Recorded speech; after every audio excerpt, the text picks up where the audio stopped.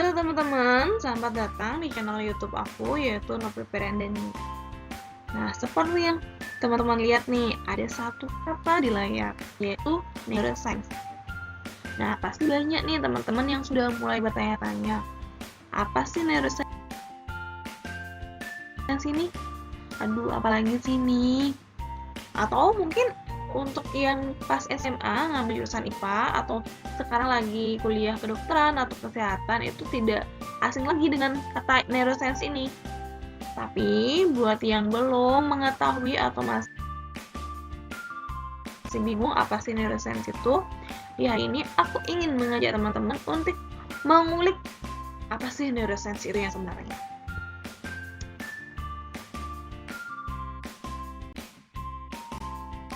Nah, yang pertama, apa sih neuroscience itu?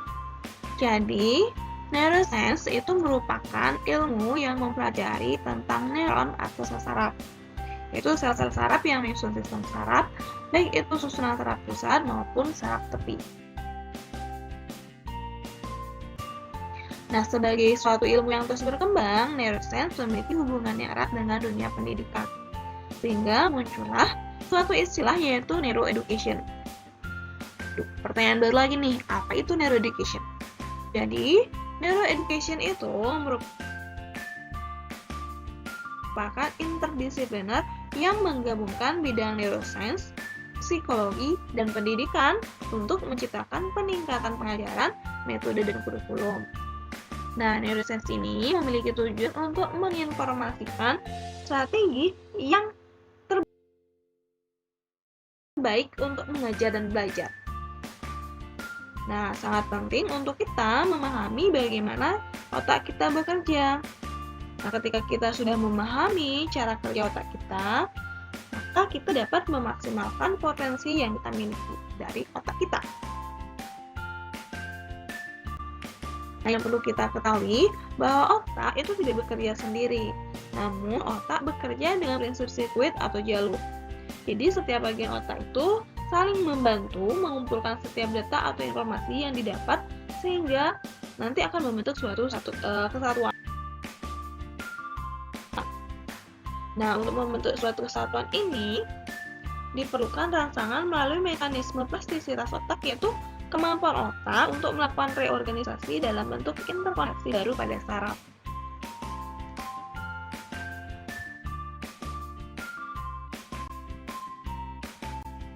Nah, neuroscience itu memiliki beberapa dimensi. Yang pertama adalah seluler molekuler. Nah, seluler molekuler ini mempelajari berbagai macam sel saraf dan bagaimana saraf-saraf itu melakukan fungsi-fungsi spesifik yang berbeda satu dengan yang lainnya. Yang nantinya menghasilkan berbagai perilaku yang kompleks seperti emosi, kognisi, dan juga tindakan. Nah, hal tersebut memunculkan pengetahuan dan tindakan yang diakibatkannya. Kemudian yang kedua adalah sistem saraf. Nah, sistem saraf mengkaji sel-sel saraf yang berfungsi satu sama yang lain itu memiliki fungsi yang sama. Misalnya itu adalah masalah penglihatan itu dikaji dalam sistem visual, masalah gerakan itu dikaji dalam sistem isotonik atau sistem kinestetik atau juga sering disebut dengan sistem motorik. Sedangkan masalah pendengaran itu dikaji dalam sistem auditory. Nah, untuk yang ketiga itu adalah neuroscience perilaku. Jadi neuroscience perilaku ini mengkaji bagaimana berbagai sistem saraf bekerja sama untuk menghasilkan suatu perilaku tertentu. Misalnya, saraf visual, auditory, motorik itu memproses informasi. Ini khususnya dalam materi pelajaran yang secara simultan, meskipun hanya salah satu saja yang domain. Kemudian yang keempat adalah neuroscience sosial atau bisa juga disebut dengan social science, itu mempelajari bagaimana otak sosial manusia itu berperan dalam membantu manusia membentuk hubungan dengan orang lain. Nah, kemampuan seseorang dalam menjalin hubungan dengan orang lain ini merupakan kemampuan yang tersimpan secara biologis dalam otak. Kemudian, ke beberapa kegiatan otak yang berkontribusi bagi pendidikan. yaitu yang pertama ada yang disebut dengan elektroensefalografi atau EEG dan magnetoensefalografi atau MEG, di mana EEG dan MEG ini mampu membaca beberapa atau seberapa cepat informasi diproses dalam otak. Nah, EEG dan MEG ini mencatat perubahan yang terjadi di dalam otak secara kontinu. Nah, di mana hasil pencatatan itu memberikan informasi mengenai waktu yang diperlukan otak untuk memproses, membaca, atau menghitung angka matematik. Kemudian yang kedua ada yang disebut dengan positron emission tomografi atau PET. Nah, PET ini merupakan teknologi yang diakui untuk mengobservasi fungsi-fungsi otak yang mengandung radioaktif pada subjek, di mana cairan akan bereaksi ke dalam otak. Kemudian yang ketiga, ada yang disebut dengan Functional Magnetic Resonance Imaging atau fMRI. Nah, fMRI ini merupakan teknologi yang mampu menunjukkan area-area otak yang lebih besar atau lebih kecil ketika memproses informasi dalam cakupannya adalah belajar, yaitu otak yang lebih aktif itu membutuhkan oksigen dan nutrisi yang lebih tinggi. Kemudian yang keempat, ada yang disebut dengan Functional Magnetic Resonance Spectroscopy atau fMRS. Nah, fMRS ini menunjukkan dengan tepat area yang sedang aktif berpikir serta dapat mengidentifikasi apakah sel-sel kimiawi muncul pada area otak yang teraktivasi. Kemudian yang terakhir itu ada yang disebut dengan Single Photon Emission Converted Tomography atau yang disingkat dengan SPELT. Nah, SPELT ini merupakan instrumen yang paling canggih di bidang neuroscience, di mana SPELT ini mampu merekam gelombang otak ketika manusia melakukan kegiatan tertentu. Nah, dalam konteks pendidikan, kelima instrumen ini berimplikasi terhadap perubahan pandangan terhadap otak peserta pendidik, khususnya dalam aktivitas pembelajaran. Nah, pembelajaran yang pasif dan menegangkan tidak banyak mengaktifasi otak peserta didik, sehingga hasilnya akan kurang optimal. Sedangkan jika sebaliknya, pembelajaran yang aktif dan menyenangkan lebih banyak mengaktifkan area-area otak sehingga pembelajaran akan lebih berat.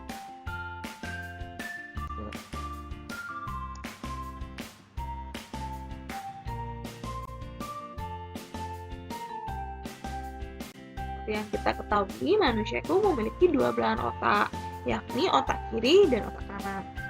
Nah, kedua belahan otak ini memiliki tanggung jawab dan karakteristik yang berbeda satu dengan yang lainnya. Jika seseorang yang cenderung otak kirinya lebih dominan, biasanya memiliki karakteristik yang pandai melakukan analisa dan proses pemikiran yang logis. Namun, dia kurang pandai bersosialisasi. Nah, kemampuan yang dimiliki itu biasanya bersifat logis, analitis, faktual, prosedural, praktis, dan organisatoris. Sedangkan jika seseorang yang otak kanannya lebih dominan itu memiliki kecenderungan kepribadian yang pandai bergaul, namun mengalami kesulitan dalam belajar hal-hal yang teknis. Nah, kemampuan yang dimiliki biasanya bersifat konseptual, humanistis, visionary, emosional, spiritual, dan intuitif.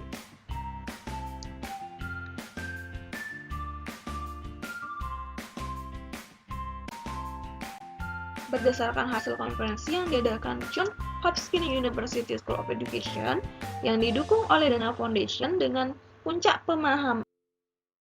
pembahasannya adalah ilmu saraf seni dan belajar, itu memaparkan bahwa berbagai kajian tentang neuroscience yang merupakan kajian interdisipliner dari berbagai bidang ilmu, yang diantaranya adalah ilmu saraf, ilmu psikolog, dan pendidikan, yang nanti hasilnya dapat dimanfaatkan untuk menciptakan metode pembelajaran yang didesain dalam kurikulum.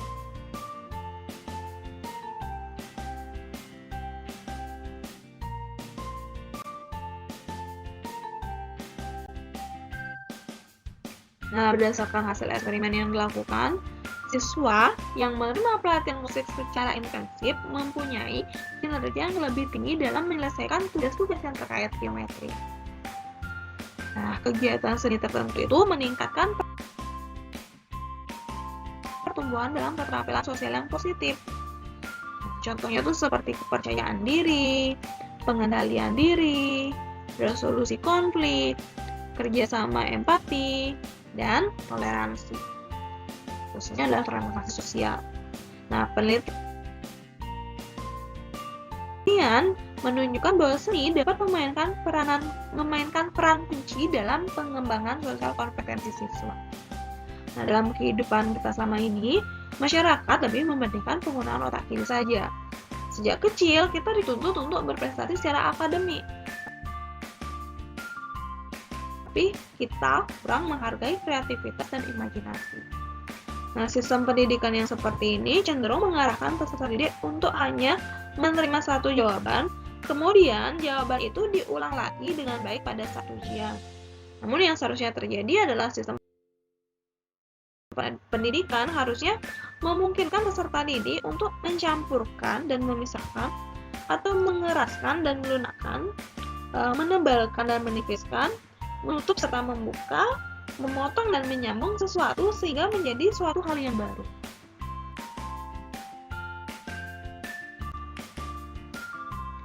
Nah, sebagai suatu teori, pembelajaran berbasis kemampuan otak ini atau neuroscience ini pasti juga memiliki kelebihan dan kelemahan. Nah, untuk yang pertama, kelebihannya itu diantaranya adalah yang pertama, memberikan suatu pemikiran baru tentang bagaimana otak manusia bekerja. Yang kedua, yaitu memperlihatkan kerja alamiah otak si pelajar atau peserta didik dalam proses pembelajaran. Yang ketiga, yaitu menciptakan iklim pembelajaran di mana pembelajar atau peserta didik itu dihormati dan didukung.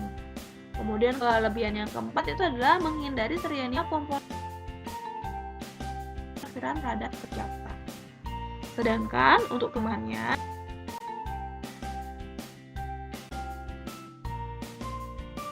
untuk kelemahan neuroscience itu sendiri diantaranya adalah yang pertama, tenaga kependidikan Indonesia belum sepenuhnya mengetahui tentang teori ini.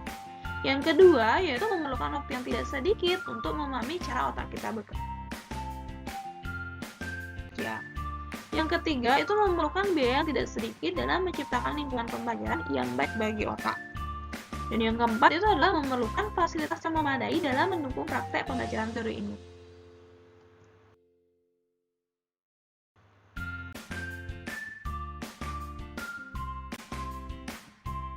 Itu tadi beberapa informasi yang bisa aku sampaikan kepada teman-teman tentang neuroscience.